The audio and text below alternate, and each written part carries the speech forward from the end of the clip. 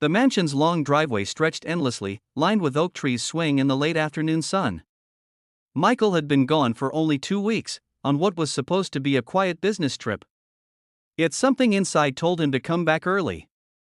The moment his car rolled to a stop in front of the gates, unease tightened in his chest. He stepped out, suitcase still in hand, and froze. The front lawn looked strangely manicured, not by his gardener, but in a way that felt artificial, too perfect.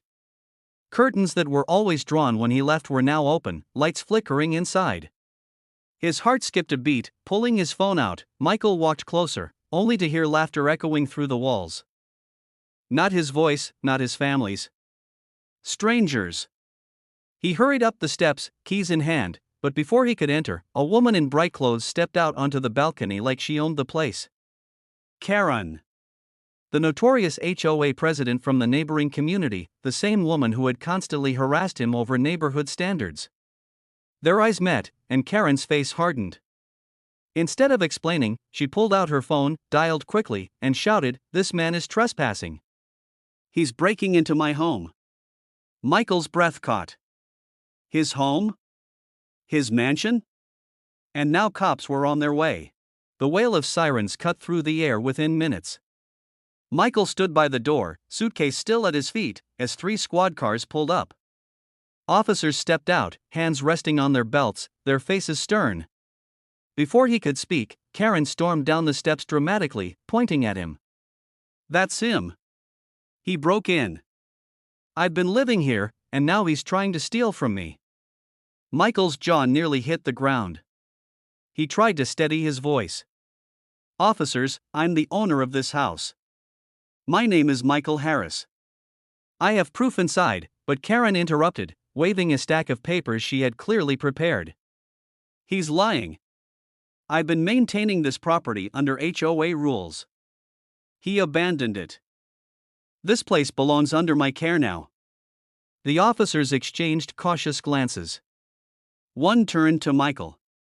"Sir, do you have ID or documents?" Heart pounding, Michael pulled out his wallet, showing his driver's license with the address clearly printed. He added, "There are deeds and property records inside. I can show you." Karen scoffed, her voice dripping with confidence.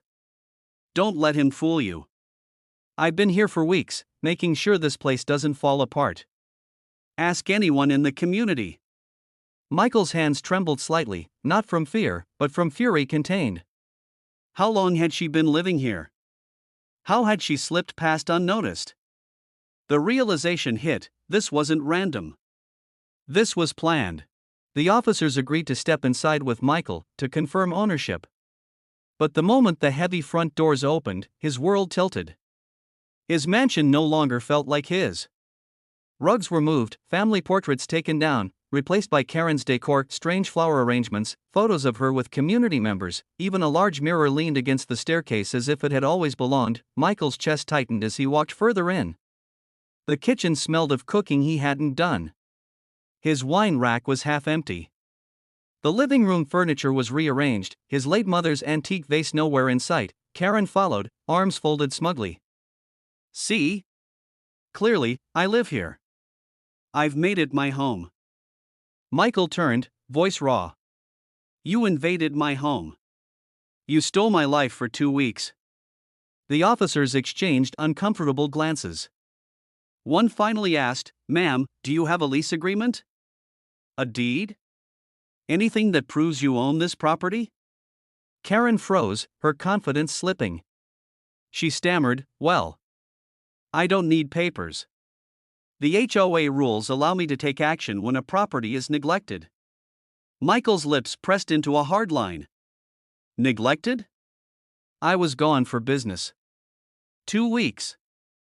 That doesn't give you the right to move in." Silence fell. The officers finally turned toward Karen, suspicion replacing belief. But Michael knew this wasn't over. HOA Karen wasn't the type to give up easily, not without a dramatic fight. The very next morning, Michael's phone buzzed with relentless notifications. Emails. Notices. Even social media posts. Karen had unleashed the HOA machine, She accused him of abandoning the property, breaking neighborhood ordinances, and claimed she had rescued the mansion from neglect. False fees appeared in his mailbox, lawn violations, noise complaints, even fabricated fines for unapproved renovations. Michael sat at his dining table, staring at the papers. His mansion felt invaded not just physically, but emotionally. Karen's boldness was beyond comprehension. She wasn't just trespassing, she was trying to rewrite reality itself, convincing others that he was the intruder in his own home. That night, Carl, a neighbor and longtime friend, stopped by. He shook his head as he listened to Michael's story. She's obsessed with control. But she doesn't realize she's crossed the line into criminal territory. You have proof, Michael. You can fight this. Michael's shoulders sagged. It's not just about proof, Carl. It's the principle. She's trying to take everything from me, my peace, my home, my dignity.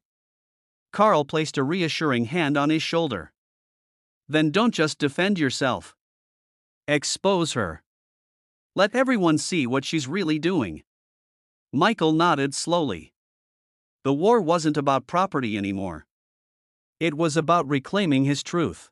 Weeks later, Michael found himself in the county courthouse. The case had escalated. Karen had officially filed a claim, arguing that his mansion fell under HOA jurisdiction and she had every right to live there. Karen arrived in bold colors, binder stuffed with evidence. She strutted like she owned the courtroom. Her opening words dripped with arrogance. This man neglected his mansion. I maintained it, improved it, and by community standards, it is rightfully under HOA control. Michael sat still, then rose calmly when it was his turn. He presented the deed, signed in his name, stamped by the county clerk. He showed property tax receipts, utility bills, even photos proving the mansion was lived in. Cared for, and never abandoned, his voice was steady, but inside he burned with quiet outrage. Your Honor, she didn't protect this property. She stole it. For 2 weeks, she lived in my home, ate my food, drank my wine, and tried to erase me from my own life. That isn't care. That's trespass. The judge leaned forward, eyes narrowing at Karen.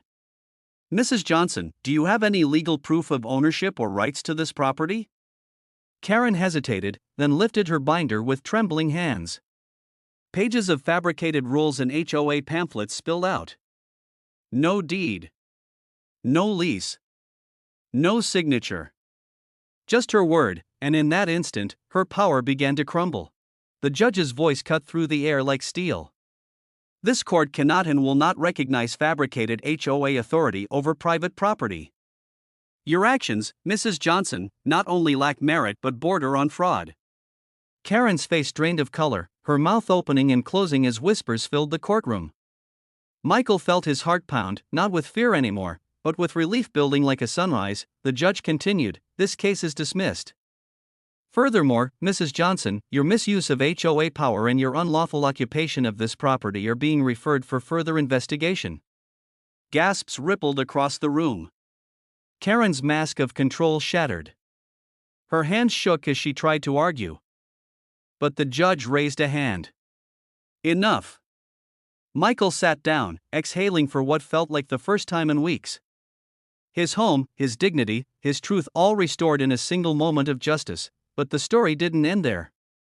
The judge's words sparked something bigger, a decision that would reshape the entire community's future. 2 months later, the news spread across the neighborhood like wildfire. The HOA Karen had once ruled with an iron grip was dissolved. Years of intimidation, petty fines, and overreach had been exposed through her reckless battle with Michael. Neighbors who once feared her now stood taller, relieved to be free. Some even came to Michael's gate, offering quiet thanks. He had fought not only for himself but for everyone trapped under her control. Karen disappeared from the community, her reign of control ending not with victory, but with humiliation. And Michael? He sat once more on his porch, the evening sun painting gold across his mansion walls. For the first time in months, his home felt like home again. The laughter inside was his. The furniture was his. The peace was his. He had reclaimed everything Karen tried to take, and that was the final twist in this unbelievable HOA story. If you love the drama, don't forget to like, subscribe, and drop a comment sharing your thoughts. It really helps this channel grow.